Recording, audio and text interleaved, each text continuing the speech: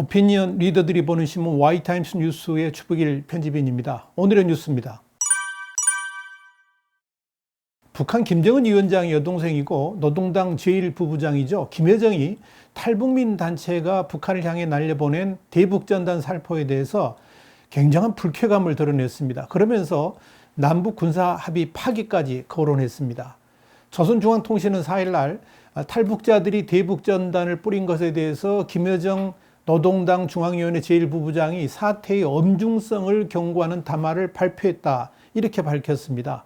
담화를 보면요, 지난 5월 30일 탈북자라는 것들이 전현 일대에 기어나와 수십만 장의 반공화국 삐라를 우리 측 지역으로 날려보내는 망나니 짓을 벌려놓았다. 그러면서 문제는 사람값에도 들지 못하는 쓰레기들이 함부로 우리의 최고 존엄까지 건드리며 핵 문제를 걸고 무엄하게 놀아댄 것이라 이렇게 했습니다. 김여정이 담화는 이어서 가장 부적절한 시기를 골라 가장 비열한 방식으로 핵 문제를 걸고 들면서 우리에 대한 비방 중상을 거리낌 없이 해댄 똥개 쓰레기들의 짓거리에 대한 뒷감당을 할 준비가 되어 있는지 남조선 당국자들에게 묻고 싶다 그랬습니다. 그러면서 이 담화는 남조선 당국은 군사분계선 일대에서 삐라 살포를 비롯한 모든 적대 행위를 금지하기로 한 판문점 선언과 군사 합의서의 조항을 결코 모른다 할 수는 없을 것이라 이렇게 지적을 했습니다.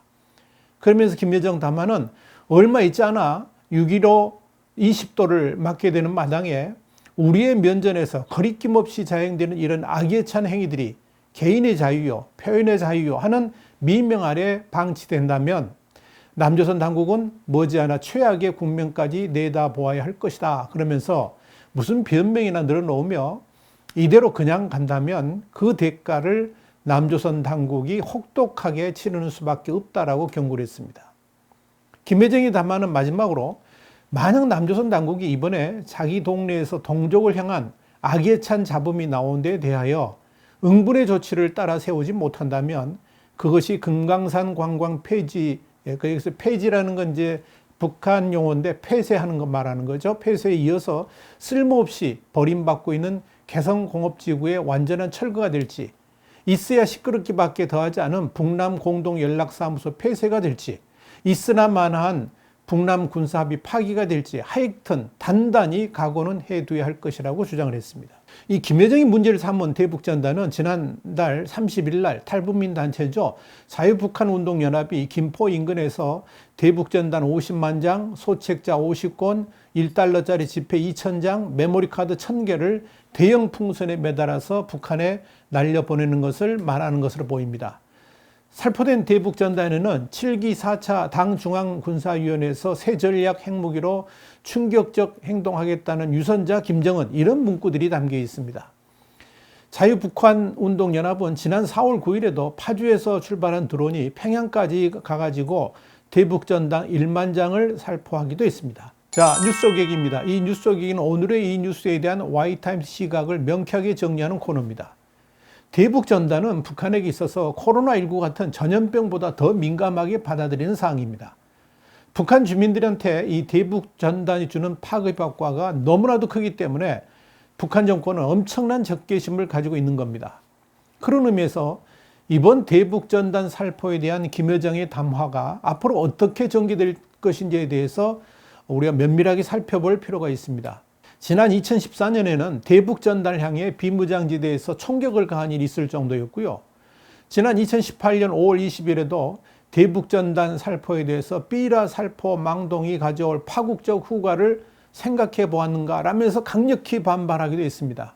그러나 그때는 북한 당국이 공식적으로 나선 게 아니고 대남 선전 매체인 우리 민족기를 통해서 논평을 발표하면서 불쾌감을 표시했을 정도였습니다.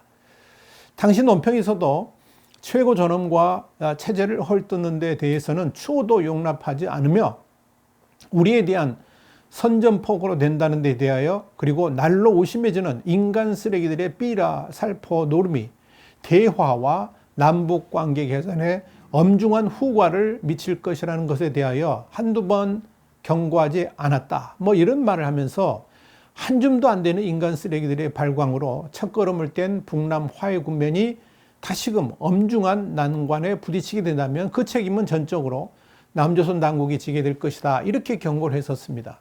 그러나 이번에는 격도, 수준도 다릅니다. 그래 안 해도 이미 남북관계는 파탄 지경이죠. 문재인 정부는 기를 쓰고 남북관계를 견인해 보려고 온갖 추파를 던지고 있습니다만은 북한은 거들떠보지도 않고 있습니다. 심지어 5.24 제재 해제 조치를 취한다고도 하고 남북교류협력법을 개정해가지고 북한 자본의 한국 투자 및 영업 가능 방침도 흘렸습니다만은 북한은 여기에 대해서 눈길도 주지 않습니다. 문재인 정부가 갖는 한계를 북한도 이미 알고 있기 때문에 그런 거죠. 이번 5.24 제재 해제 조치라든지 남북교류협력법만 봐도 미국이 즉각 유엔 안보리의 대북 제재 규정을 들면서 엄중 경고를 했었죠. 그러니까 문재인 정부가 아무리 감언이설로 북한에 무슨 손짓을 한다 할지라도 북한이 여기에 혹할 리도 없고 아무 소용도 없다는 것을 알기 때문에 그렇게 문재인 정부에 대해서 북한이 막대하는 겁니다. 이번 김여정 담화는 실제로 현실화될 가능성이 많다. 저는 그렇게 판단합니다. 아마도 문재인 정부는 김여정 담화에서 경고한 대로 대북전단 살포에 대한 조치를 취하려고 할 겁니다. 우선 177석이라는 거여 민주당이 당장 대북전단 처벌법을 들고 나올 겁니다. 대북전단에 대해서 문재인 정부는 출발 초기부터 부정적이었죠. 북한은 문재인 대통령 취임 이후에도 줄곧 대북전단 살포 금지를 요구해왔고요. 문재인 대통령 취임 직후인 지난 2017년 7월 4일 날 대북전단 살포 방안에 대한 개선 방안을 찾아보라고 지시하기도 했습니다. 대북전단 때문에 우발적 충돌이 우려된다는 그런 이유를 댄 겁니다. 이에 따라서 정부는 2018년 5월에 이 판문점 선언을 근거로 해가지고 민간단체의 대북전단 살포를 단속하겠다는 의지를 밝히기도 했었습니다. 그러나 비공개로 대북전단을 살포하는 것에 대해서는 법적으로 처벌 규정이 전혀 없습니다. 2015년에는 법원이 대북전단 살포 저지 가처분 신청에 대해서 표현의 자유라고 기각한 바 있고요. 국가인권위원회도 대북전단 살포 단속 행위는 표현의 자유 침해라고 규정한 바 있습니다. 이런 흐름 때문에 민주당에서 2018년 9월 28일 민간단체가 대북전단 살포 때 통일부 장관의 사전 승인을 받도록 하고 승인 없이 살포하면 처벌하는 법안을 발의했습니다마는 이 헌법상 표현의 자유 침해라는 시비 때문에 뜻을 이루지 못한 겁니다. 그러나 이 무소불위의 거여 민주당이 헌법상 표현의 자유 침해 따위는 거들떠보지도 않고 곧바로 대북전단 처벌법을 발의할 것으로 예상됩니다. 김여정의 심기를 살피기 위한 첫 번째 대응이 그렇게 나올 것이라는 의미죠. 저의 예측인데 맞는가 한번 두고 봅시다. 아마도 2018년 법안대로 대북전단 살포 때 물품 목록과 살포 방법에 대해서 통일부 장관 사전 승인을 받아야 되고 이를 어기면 3년 이하 징역 또는 3천만 원 이하 벌금에 처하게 하는 남북교류협력에 관한 법률 개정안을 발의하면서 밀어붙일 것입니다. 그러면서 친문 세력들을 동원해가지고 대북전단 살포가 남북관계 진전을 가로막는 적폐라고 몰아붙일지도 모르겠습니다. 여론 조성하겠다는 거죠. 그런 여론 조성을 통해서 또다시 김여정의 심기를 다독이려고 할 수 있을 겁니다. 그것이 김여정이 담화에서 경고한 응분의 조치라고 생각할 수 있겠지만 김여정이 말한 응분의 조치는 앞으로 처벌하겠다가 아니라 이미 전단 살포한 자의 책임을 물으라는 의미일 가능성이 높습니다. 그 말은 이번 전단 살포 책임자를 북한식으로 말하자면 능지처참하라는 경고인데 이건 사실상 불가능하지 않습니까? 그렇다면 김여정의 경고 2단계로 흘러갈 가능성이 아주 높다고 봅니다. 그것이 바로 개성공업지구의 완전 철거, 북남 그러니까 남북 공동연락사무소 폐쇄, 북남 남북 군사합의 파기가 될 겁니다. 첫 번째 뭐죠? 개성공업지구의 완전 철거입니다. 김여정은 이 금강산 관광 페이지에 이어서 제일 먼저 개성공업지구의 완전 철거를 거론했습니다. 개성공단은 북한이 비핵화 실질 조치를 하지 않는 한 결코 재개할 수 없는 사안이죠. 그렇다면 북한이 남쪽 소유의 개성공단을 금강산 지구 시설같이 일방적으로 소유권 회수를 하고 철거를 단행할 가능성이 충분히 있습니다. 북한으로서는 이 개성공단 시설들을 평양 인근 같은 다른 지역으로 그대로 옮겨가가지고 가동할 가능성이 있죠. 두 번째는 남북 공동연락사무소 폐쇄입니다. 개성의 남북 공동연락사무소 역시 당장 아무런 효용 가치가 없습니다. 지난해 2월 이후에 남북 간 회의도 전무합니다. 2018년에 건축하는 데만 100억 원이 들었죠. 올해 예산만 64억 원입니다. 근데 사실상 빈집으로 지금 방치되어 있습니다. 이 역시 북한 비핵화라는 결정적 반전 없이는 효용 가치가 없습니다. 지금은 코로나19를 이유로 남북 직원들도 철수를 했습니다만 앞으로도 남북 간 대화가 중단된다 그러면 당연히 폐쇄할 가능성이 있죠. 세 번째는 남북 군사합의 파기입니다. 문재인 정부가 금과 옥조로 여기는 남북 군사합의는 사실상 이미 사문화됐습니다. 지난해 5월 2일에 단거리 탄도미사일 발사로부터 시작해가지고 13차례나 도발한 것 자체가 이미 남북 군사합의가 무력화되었음을 의미합니다.